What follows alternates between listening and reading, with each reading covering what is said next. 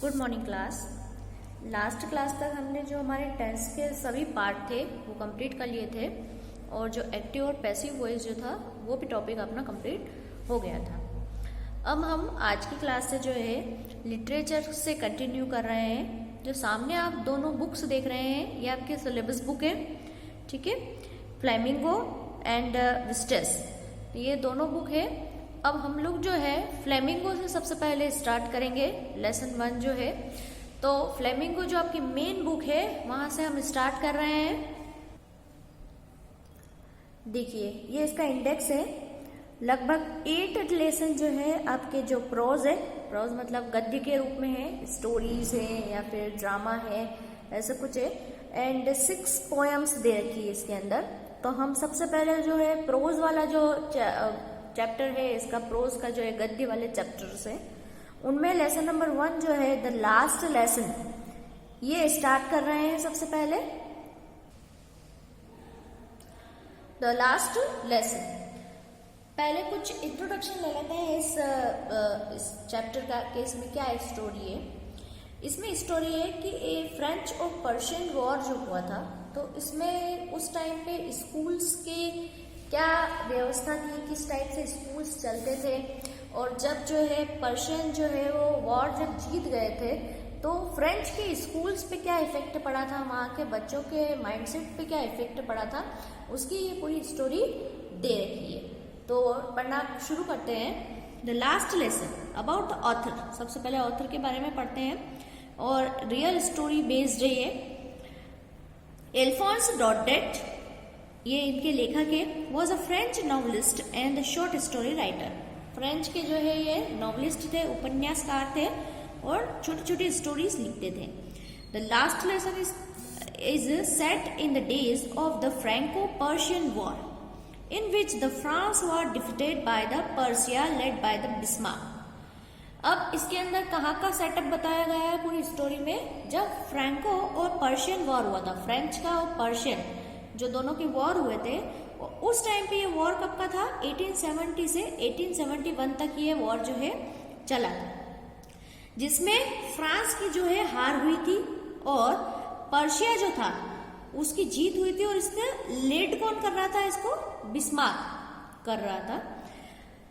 Persia then consisted what now are the nation of Germany, Poland and part of the Australia। अब Persia उस time पे किसको बोलते थे, जो आज के नेशन है, कौन कौन से, एक तो जर्मनी था, दूसरा पोलैंड और तीसरा था जो ऑस्ट्रिया के जो कुछ पार्ट्स थे उनको सबको मिला के जो है पर्शिया बोला जाता था। In this story the French districts of the Alsace and the Lorraine have passed into the Persian है।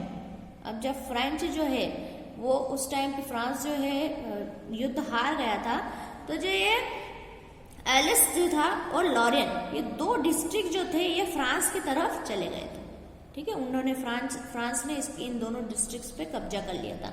क्यों? क्योंकि फ्रांस जो है वो युद्ध हार गया था, फ्रांस जो है वो दोनों हार गए थे, तो पर्शिया ने इसके ऊपर कब्जा कर लिया था, ठीक है। पर्शिया की तरफ चले गए थे दोनों डिस्ट्रिक्ट्स, फ्रांस से हट गए थे। Have passed into the Persian hand, कहाँ चले गए थे, पर्शियन की तरफ ही चले गए थे। फ्रांस के थे ये दोनों और उसके बाद में चले गए थे पर्शियन के पास में। Read the story of the find out what effect this had on life at the school. पूरी स्टोरी आप पढ़िए और उसके बाद देखिए कि स्कूल पे क्या इफेक्ट पड़ता है, स्कूल की लाइफ पे क्या क्या इफेक्ट पड़ते हैं, इस वॉर के क्या इफेक्ट रहे थे। पढ़ना शुरू करते हैं। I started for school very late at that morning and was in a great dread of scolding, especially because of M. Hamel had said that he would question us on the participles, and I did not know the first letter of about them। मैं उस दिन बहुत late school जा रहा था and was a great dread, ड्रीड मतलब होता है डर होना, स्कॉल्डिंग मतलब डांटने का। मेरे मन में जो है बहुत ज्यादा डर था किसी के डांटने का। कौन था वो? बिकॉज एम हेमल जो थे इस बच्चे के टीचर थे। यहाँ पे नरेटर जो है ना वो एक स्टूडेंट, तो स्टोरी सुनाने वाला जो स्टूडेंट है, दिस यहाँ दिख रहा है आपको, ये स्टूडेंट स्टोरी सुना रहा है और उसके टीचर जो है एम हेमल है। क्यों डांटने वाले थे उसको? दैट ही वुड क्वेश्चन अस, वो हमसे सवाल करने वाले थे ऑन पार्टिसिपल। पार्टिसिपल आपने ग्रामर का एक टॉपिक पढ़ा होगा, पार्टिसिपल्स, उसके ऊपर क्वेश्चन करने वाले थे। And I did not know the first word about them, और मुझे तो उस पार्टिसिपल का एक शब्द भी याद नहीं था। ऐसा होता है ना अपने यहाँ भी कि अगर हम स्कूल जाते हैं और कोई टॉपिक हमें नहीं आता और पता रहता है कि आज टेस्ट है या आज टीचर ये टॉपिक पूछने वाले हैं, तो हमारे मन में भी बहुत ज़्यादा डर रहता है उस चीज़ का कि क्या पता क्या पनिशमेंट मिलेगी या क्या होगा क्लास में। तो ऐसा इस बच्चे के मन में भी डर है। क्यों? क्योंकि जो एम हेमल है, उनके टीचर जो है वो पार्टिसिपल के ऊपर जो है क्वेश्चन करने वाले हैं और इस बच्चे को उसका एक वर्ड भी याद नहीं है। For a moment, I thought of running away and spending the day out of the door. एक क्षण के लिए तो मैंने ऐसा सोचा कि मैं यहाँ से भाग जाऊं और पूरा दिन जो है बाहर ही व्यतीत करूं। या आउट ऑफ द डोर मतलब पूरा ये दरवाजे के बाहर नहीं है, यहाँ पे ये आइटम्स है, तो इसका मतलब होता है कि स्कूल के बाहर ही पूरा दिन में व्यतीत करूं। It was so warm and so bright. यहाँ पे बाहर देखो कितना गर्म है और कितना अच्छा दिख रहा है, ब्राइट है, चमकता हुआ ये सब चीजें हैं। The birds were chirping at the edge of the woods, पक्षियां किस प्रकार से पेड़ों पे बैठ के चहचहा रहे हैं। And in the open field back of the saw mill was Persian soldier were drilling, और बाहर देखा जो ओपन फील्ड था, जो बड़ा खुला हुआ मैदान था, वहां पे सॉ मिल के यहाँ पर जो पर्शियन सोल्जर जो थे वो ड्रिलिंग कर रहे थे, पेड़ों को काटने का काम, उनको तराशने का काम, ये सब वो कर रहे थे। It was all much more tempting than the rule of the participant. Tempting मतलब होता है आकर्षित करना, ठीक है, अट्रैक्ट करना किसी चीज को। तो वो जो बाहर का जो वातावरण था ये मुझे पार्टिसिपल से ज्यादा अट्रैक्ट कर रहा था, है ना। पढ़ाई करना किसको पसंद होता है, तो पार्टिसिपल से ज्यादा तो बाहर का वातावरण मुझे आकर्षित कर रहा था। But I had the strength to resist and hurried off the school. पर मैंने अपनी पूरी शक्ति लगाकर अपने आप को रोक लिया और मैं स्कूल में जाने लगा। When I passed the town hall, there was a crowd in front of the bulletin board. जब मैं टाउन हॉल के यहाँ से गुजर रहा था तो वहाँ पे बुलेटिन बोर्ड लगा हुआ था। बुलेटिन बोर्ड मतलब आपने देखी होगी, बड़ी सी एलईडी किस जगह पर लगी हुई होती है, सिटीज में लगी होती है और उस पर लगातार न्यूज चलती रहती है, तो उसको बुलेटिन बोर्ड्स बोलते हैं। तो वहाँ पे टाउन हॉल के यहाँ से जो बच्चा गुजर रहा था वहाँ पे बुलेटिन बोर्ड लगा हुआ था और उस पे उसके सामने जो बोर्ड के सामने बहुत ज्यादा भीड़ लगी हुई थी। For last 2 years, all of the bad news had come from there. पिछले 2 सालों से जितनी भी बुरी खबरें थी वो इस बुलेटिन बोर्ड से ही आ रही थी। पहले जिस टाइम पे 1870 की जो ये बात हो रही है, तो उस टाइम ऐसे कम्युनिकेशन के कोई दूसरे मीन्स नहीं थे, साधन नहीं थे, तो कि ऐसे मोबाइल फोन कर लेना या फोन कर लेना, तो बुलेटिन बोर्ड के द्वारा ही लोगों को जो है समाचार का पता लगता था। तो जो फ्रांस का जो ये वाला इलाका था, जो एलिस था और लॉरेन था, तो ये क्या हुआ था कि पर्शियन के पास चले गए थे, तो दूसरे राष्ट्र में इनको मिलना था, तो वहां पे बहुत ज्यादा भीड़ लगी हुई थी उस टाइम पे कि बुलेटिन बोर्ड से क्या क्या खबरें आ रही है। अब ये तो छोटा बच्चा था, स्कूल जा रहा था उस टाइम पे, तो कौन कौन सी खबरें आती थी बुलेटिन बोर्ड से? The lost battles, the draft and the order of the commanding officer. ऐसी ऐसी खबरें आती थी कि युद्ध हम हार गए हैं, या सेना के द्वारा कोई ड्राफ्ट दिया गया है, या फिर कमांडिंग ऑफिसर के द्वारा कोई ऑर्डर दिया गया है। ये सब चीजें हमें बुलेटिन बोर्ड के द्वारा ही पता चलती थी। And I thought to myself, without stopping, what can be the matter now? मैं बिना रुके ही, वो तो लगातार चलता जा रहा था और बिना रुके ही उसने भीड़ देख के सोचा कि अब क्या हुआ है, ऐसा क्या मैटर हो गया कि इतनी भीड़ इकट्ठा हो गई है।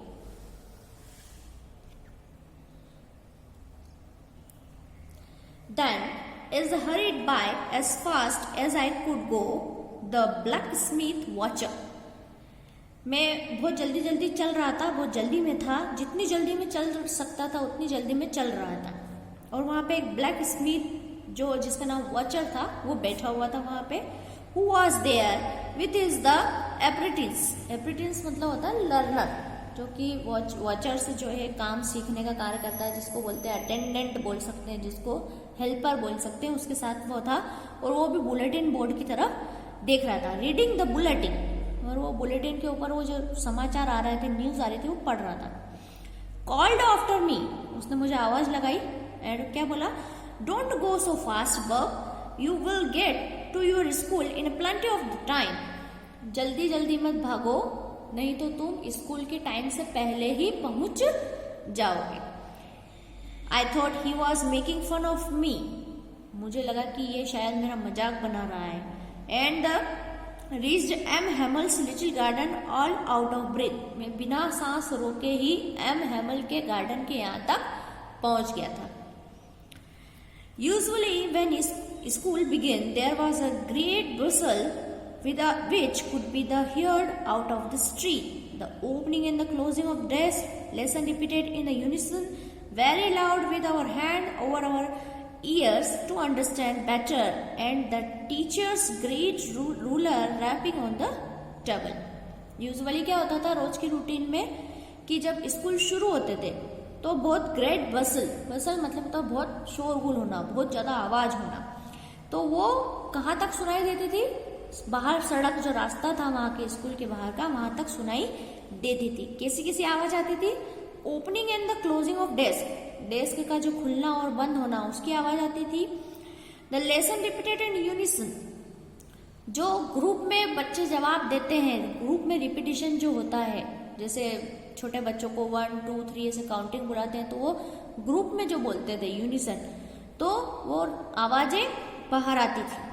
Very loud with our hand over the ear to understand better, और हमारे जो हाथ होते थे वो हम दोनों कानों पे रख लेते थे ताकि हम बहुत अच्छे से सुन सके। कानों के ऊपर नहीं रखना है, कानों के ऐसे साइड में रखना है, मतलब कान को जो है हाईलाइट करना है ऐसे, ताकि हमको अच्छे से सुनाई दे सके और हम अच्छे से कोई चीज समझ सके।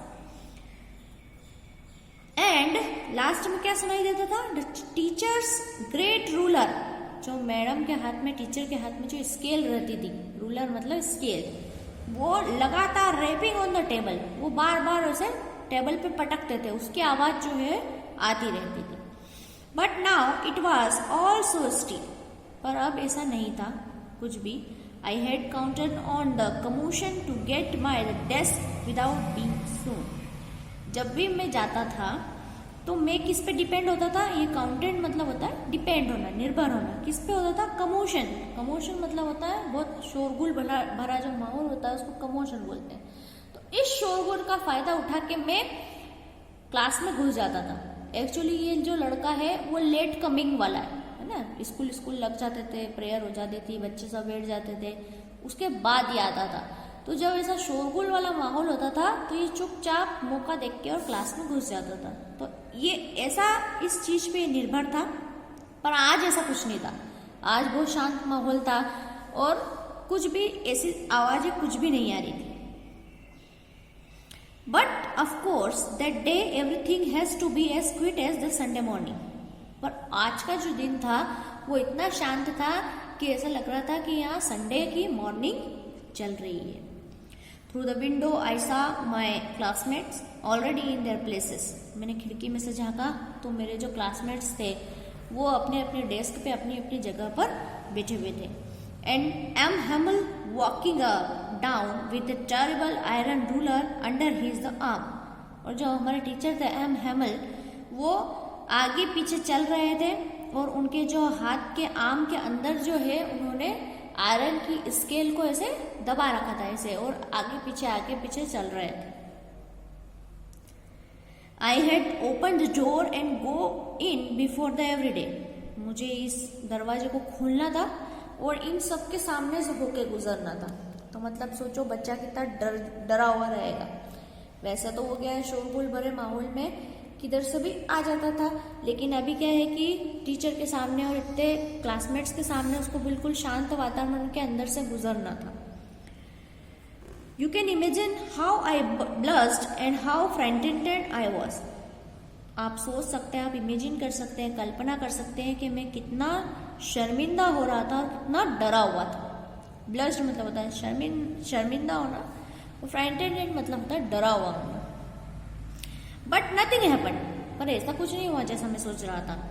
Mister M Hamel saw me and said very kindly, M Hamel ने मुझे देखा और बहुत दयालु तरीके से कहा, go to your place quickly little French and we were beginning without you. जाओ बेटा अपनी जगह पे लिटिल फ्रेंच, अपनी जगह पर बैठ जाओ, हम तो तुम्हारे बिना ही शुरू करने वाले थे। आई jumped over the bench and set down at my desk. मैं जोर से कूदा और मैं मेरी जगह पर बैठ गया। Not till then when I had got a little over my fright. आराम से मैं बैठा और थोड़ा सा मेरा डर जो है, लिटिल फ्राइड मतलब होता है मेरा जो थोड़ा सा डर है वो कम हो गया। Did I see that our teacher had on his beautiful green coat. और मैंने क्या देखा कि मेरे जो टीचर है, जो एम हेमल थे, उन्होंने बहुत सुंदर एक ग्रीन कलर का कोट पहन रखा था। हिज फ्रिल्ड शर्ट, उसके जो शर्ट की जो बाहें थी उसके ऊपर फ्रिल लगी हुई थी, डिजाइन लगी हुई थी। And the little black silk cap, और हल्के से सिल्क के कपड़े की जो है उन्होंने कैप लगा रखी थी, ऑल एम्ब्रॉयडर्ड, और सब पे कढ़ाई करी हुई थी। कोट पे, ऐसे शर्ट की बाहों पे, टोपी पे, सब पे कढ़ाई करी हुई थी। That he never wore except the inspection and the prize days. ये कपड़े तो सर कब पहनते थे, ऐसे कपड़े, स्पेशल कपड़े, जब या तो इंस्पेक्शन करने वाले कोई आ रहे हो या फिर प्राइस डिस्ट्रीब्यूशन डेज हो।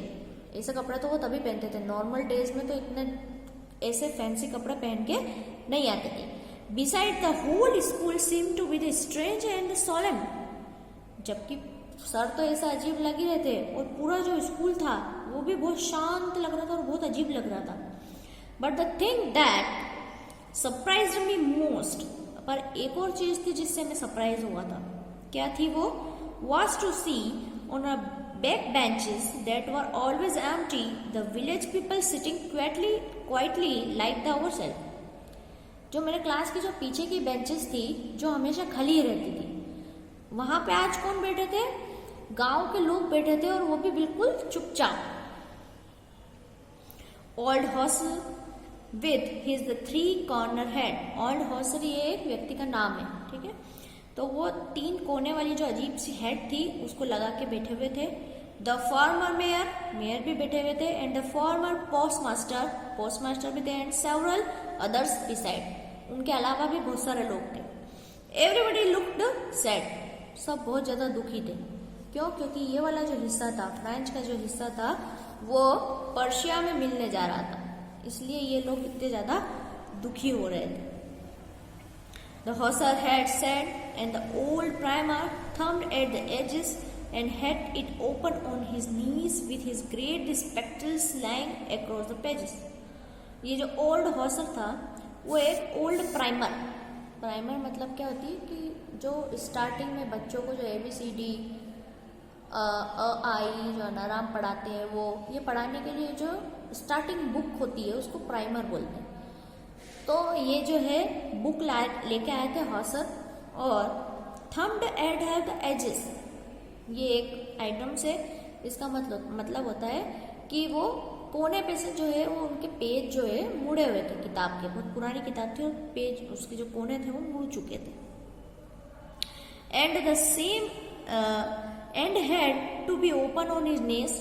वो जो नीज, उन्होंने जो है बुक जो है अपने घुटने पे रखी और उसको ओपन करने लगे वो, with his great spectacles lying across the pages. और उनके जो चश्मे थे, चश्मे की नजर से वो पेजों को देख रहे थे, ये इस टाइप से यहाँ बता रखा है। While I was the wondering about it all, जबकि ये जो सब चल रहा था वो मुझे बहुत आश्चर्यजनक लग रहा था कि पता नहीं क्या हो रहा है। M Hamel mounted his chair. M Hamel जो थे वो अपनी चेयर पे जाके बैठ गए। And in the same grave and a gentle tone which he had used to मी।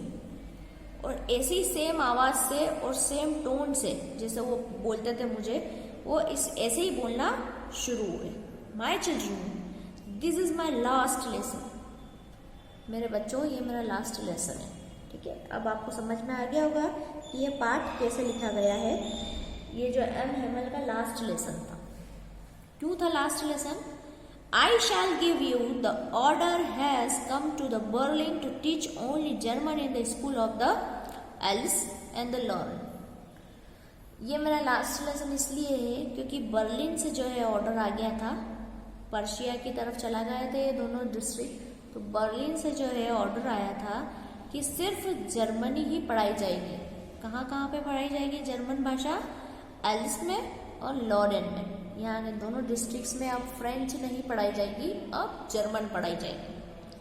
तो the new chap master comes tomorrow, तो आपके जो नए टीचर है वो कल आएंगे। This is your last French lesson, आज आपके फ्रेंच का जो है वो लास्ट लेसन है। अब आज से आपका फ्रेंच पढ़ाना बंद। I want to you be very attentive, मैं तुम सबको मेरी तरफ आकर्षित करना चाहता हूँ, मेरी तरफ ध्यान देने के लिए ध्यान देना चाहता हूँ। What a thunderclap these words were to me, ये तो वर्ड सुन के मुझे अचानक से ही सदमा लग गया। थंडर क्लैप मतलब होता है सदमा लग जाना, कोई भी बात सुन के अचानक से अपन जो सरप्राइज होते हैं उसको थंडर क्लैप बोलते हैं। Oh what riches, what was that they had put at the town hall, अच्छा तो ये बात थी, इसीलिए वो टाउन हॉल क्या इतनी भीड़ इकट्ठा थी, ऐसा बच्चे के मन में ख्याल आता है। माई लास्ट फ्रेंच लेसन, अब अभी तक तो क्या है बच्चे का मन पढ़ने में मन नहीं लगता था, लेकिन अब उसको बड़ा याद आ रहा है कि अरे मेरा तो ये लास्ट लेसन है, अब मेरे तो टीचर भी चल जाएंगे और मेरे क्लासमेट्स भी अलग हो जाएंगे और सब कुछ बदल जाएगा, तो वो बड़ा इन चीज़ों को मिस कर रहा है। My last French lesson, why I hardly knew how to write, मेरा लास्ट फ्रेंच लेसन है, क्यों? अभी तो मैंने ठीक से लिखना भी नहीं सीखा। I should never learn any more, अब मैं ज़्यादा सीख भी नहीं पाऊंगा। I must stop there then, अब मुझे यहाँ तो रुकना पड़ेगा, अब क्या होगा? Oh how sorry I was for not learning my lesson, कितने दुख की बात है कि मैं अब ये लेसन नहीं पढ़ पाऊंगा। फॉर सीकिंग बर्ड्स और गोइंग स्लाइडिंग ऑन द सार, और अभी तक तो मैं क्या करता था, या तो मैं पक्षियों के अंडे ढूंढता रहता था, या फिर मैं सार नदी के किनारे, ये कोई वर्ड नहीं है, ये नदी का नाम है सार, या तो मैं सार नदी के किनारे बैठा रहता था। My books that had to be seemed such is the nuisance a while ago, कुछ मेरी जो बुक है जो आज मैं उन्हें देख रहा हूँ, कुछ समय पहले तो मुझे बहुत ज़्यादा ये नॉनसेंस जैसी दिख रही थी कि यार क्या पढ़ाई ये वो, बच्चे का मन नहीं लगता था, लेकिन अब उसको लग रहा है कि नहीं अब शायद मुझे पढ़ना चाहिए, अरे ये तो मेरा लास्ट ही लेसन है, तो उसको एक रिग्रेट फील हो रहा है अंदर से। So heavy to carry my grammar and my history of the saints were old friend now that I couldn't give up, मेरी ये हिस्ट्री बुक, मेरी ये ग्रामर बुक और ये मेरी जितनी भी ये मेरे फ्रेंड्स हैं, मैं इनको कैसे छोड़ दूँ। एंड एम हेमल टू, और मैं एम हेमल को भी नहीं छोड़ सकता। The idea that he was going away, that I should never see him again, और ये मुझे बता रहा था ये आइडिया कि अब वो जाने वाले हैं और हम उनको अब कभी भी देख नहीं पाएंगे। Made me forget all about the ruler and how the cranky he was, ये सब जितनी भी चीज़ें हुई इससे तो मैं भूल ही गया था कि वो कितने रूड इंसान थे और उनके पास कितना बड़ा रूलर था, वो मारते थे। तो एक अच्छा टीचर जब जाता है तो स्टूडेंट्स को रिग्रेट फील होता है, वो भूल जाता है कि उसे कितनी पनिशमेंट मिली थी या कितना डांटा था टीचर ने, ये सब भूल जाता है। तो ऐसे ही उसको बहुत रिग्रेट फील हो रहा है, वो डांट मार सब कुछ भूल गया है और उसको लग रहा है कि अरे ये टीचर तो हमारे जाने वाले हैं, अब मैं नहीं पढ़ पाऊंगा इनसे, तो उसको बड़ा बुरा लग रहा था इन चीज़ों से। Poor man, it was the honor of the last lesson, और ये गरीब आदमी बेचारा, इसका तो लास्ट लेसन है आज। That he has put on the fine Sunday cloth, तभी इन्होंने ऐसे संडे क्लॉथ पहन रखे हैं। And now I understood, और अब मुझे ये सब चीज़ें समझ में आई है। ठीक है, तो यहाँ तक आप अब ने एक पार्ट पढ़ लिया है। अब नेक्स्ट जो क्लास रहेगी उसमें आपका जो है नेक्स्ट लेसन को अपन कंटिन्यू करेंगे। ठीक है।